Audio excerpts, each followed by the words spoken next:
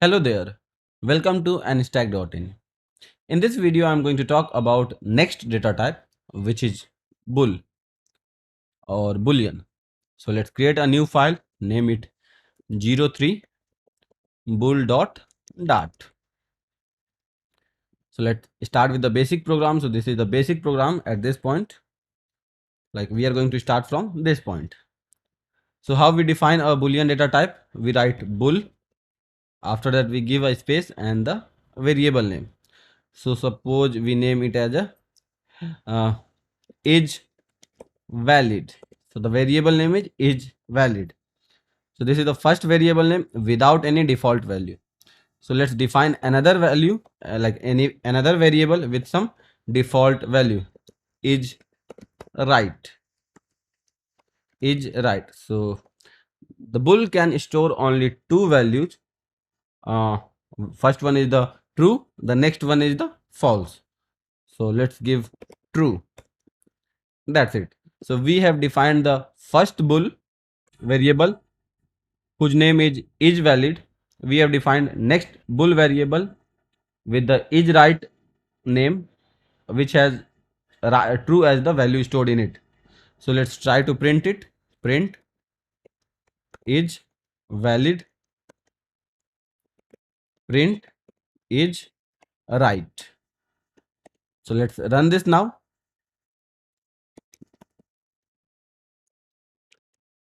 So you can see that when there is no value stored inside a bool, we are getting null, and when there is something stored, we are getting true.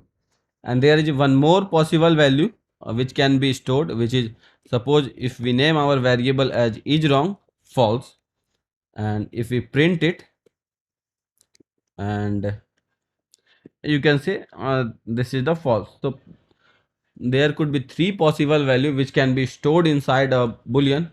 The first one is the true false, which we all know, and the other one which we probably do not care about is null. So when we do not store any value, it have stored null value, which means nothing. So there could be either true or false or null. So probably null is stored in all the variable by default if we do not store anything in it. So only two possible values are there in bool, which is true and false, and the other is known to everybody of us, and everybody know that if we do not anything in any variable, it already have null.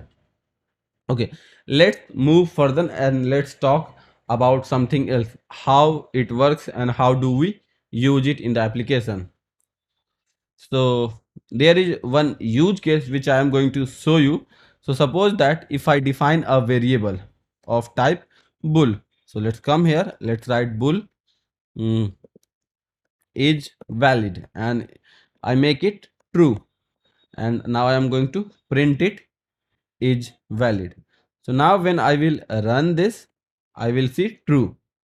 And if you will add a exclamation mark before true or false, this is going to make the value inverse. Inverse means if it is true, it will make it as false. If it is false, it is going to make it as true. So let me show you. So what you are expecting, which is stored inside the is valid, we stored true, we added an exclamation mark. So now the true is going to be changed or converted to false.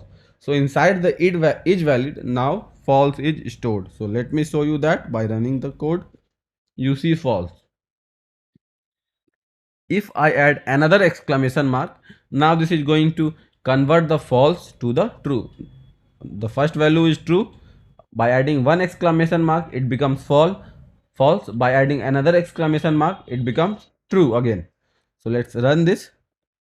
It's true. So now if I will add one more, this will like happen again. The same way it will happen every time false. If I add one more, uh, sorry, if I add one more, it will become true. So you see how it works. By adding any exclamation mark, we are just reversing the value which is stored there or which is stored in the right. So in the right we are having true. By adding one exclamation mark, this become false. By adding another exclamation mark, it become true. By adding one, it become false. By adding again one, it become true. So this is how it works. So this is the first way using exclamation mark to just inverse the value. Let's see the other way, which is very useful in real application. Suppose that as we have learned about string and numbers, so we will use that too in this mm, video. So if I define a string a which is having cat stored in it, if I define another string b and which is having dog in it, and if I want to compare if these two the value which is stored inside a and the value which is stored inside b are same or not, I can compare them using equal to sign, and the result which we will get will be either true or false, because these two value can be equal or not equal. So let me show you how we will do that. We will write a bool result. We have defined a, a variable called is equal, the variable name is, and now I will write a double equals to b. So now what this will do, this will compare a with b, and if both will be equal it will return true, and in the is equal the true will be stored, and if both will be not equal we are going to get false. So let's print is equal. So let's run this. So it is saying false, both are not equal. So now let's try to make them equal. If I write cat true, can you see we got the true? So this is the other way of using it. You can just compare two values, and whatever result you are getting, you can store them in a bool variable. Okay, and is there anything which I am missing? Yeah, sometimes we can compare if both are not equal. So I can add a not equal to sign here. You can see not equal to sign. If both will be not equal, then it is going to be true, because I am saying that is both are not equal. Yes, both are not equal, it means we will say yes. So we will get true here. You can say we are getting true here, and the first thing which we use is equal to, and the next one is not. So by adding exclamation mark we are making it as not. Okay, and we can do this same thing using another way also. So let me show you that also. So let's comment it down, because I want that you should see all the examples. So by this we are checking if both are equal or not.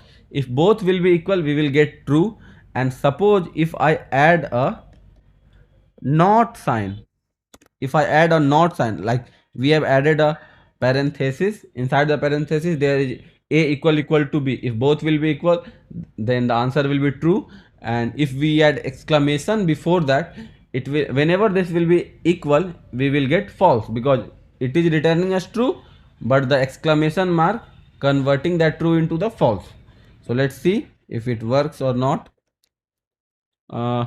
As both are not equal, this is returning false, and the exclamation mark is making it true.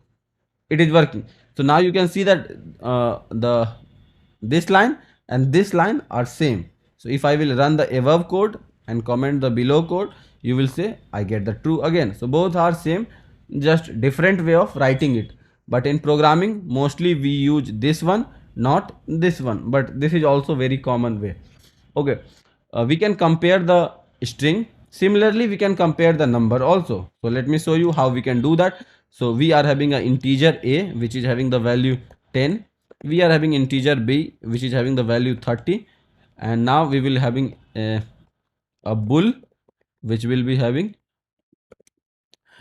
is equal and a equal to b, and let's print is why I'm not, let's copy this one, is equal.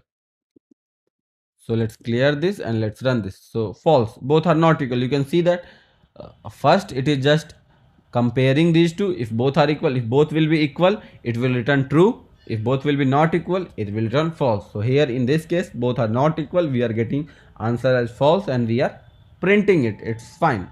So there is one more way of comparing them, and using that also we get true or false, which is greater than or less than. So if I write greater than, which means a is greater than b. So we just have to say a is greater than b. You can see 10 is greater than 30. No, it's not. it means we are going to get false. We got the false. If I take the symbol and make it inverse, like a is less than b, 10 is less than 30. Yes, it is true. So let's run this and see the answer. We are getting true. So this is how you can compare two number to check if anyone is greater or smaller, and the result which we are going to get is true or false, which is the bull. And using that we can do some more things. Okay, there is one more thing, or you can consider this as the last thing which I am teaching. Greater than equal to, we can use this to check if both are either greater, b is either greater or equal to. So suppose if I make it b as 10, so now b is no more greater than a, but it is equal to 10. You can see b is no more greater, it's equal, we get true. If I remove the equal to symbol, so now it is checking that a should be always less than b, or you can say, in other word, you can say a is less than b. Currently both are equal, a is not less than b, it is going to give us false. If I want that a is either matlab a should be less than b or it should be equal to b, it should never be greater, a should never be greater, it is giving us true, because at this point a is equal to b, it's not like greater than b, so that's why we are getting true. And there is one more which is greater than equal to. The first one, this one is less than equal to, now this one is greater than equal to. So again, if we will apply this, we will get true, and if we remove the equal to sign, then we will get false, because a, which is 10, 10 is not greater than 10.